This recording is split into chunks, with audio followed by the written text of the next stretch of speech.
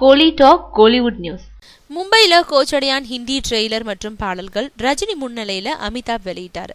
Super star ரஜினியோட கோச்சடையான் படத்தோட Hindi trailer மற்றும் பாடல்களை நேத்து வெளியிட்டாரு அமிதாப் பச்சன்.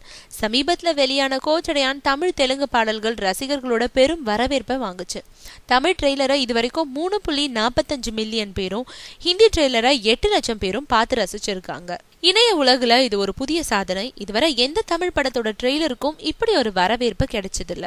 தணிக்கை குழுக்கு அனுப்பப்பட்ட கோச்சடையான் தமிழ்ல U சர்டிபிகேட் வாங்கியிருக்கு. உலகம் முழுக்க 6000க்கும் மேற்பட்ட தியேட்டர்கள்ல தமிழ், தெலுங்கு, ஹிந்தி, ஆங்கிலம் உள்ளிட்ட மொழிகள்ல இந்த படத்தை வெளியிடுறாங்க.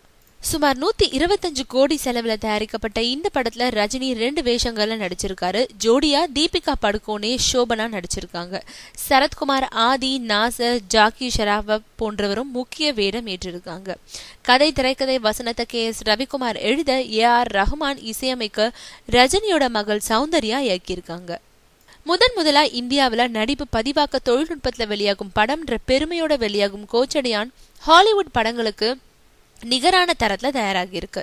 இந்த படத்தோட ஹிந்தி ட்ரெய்லரை பாலிவுட்டோட சாதனையாளர் அமிதாப் பச்சன் நேத்து வெளியிட்டாரு.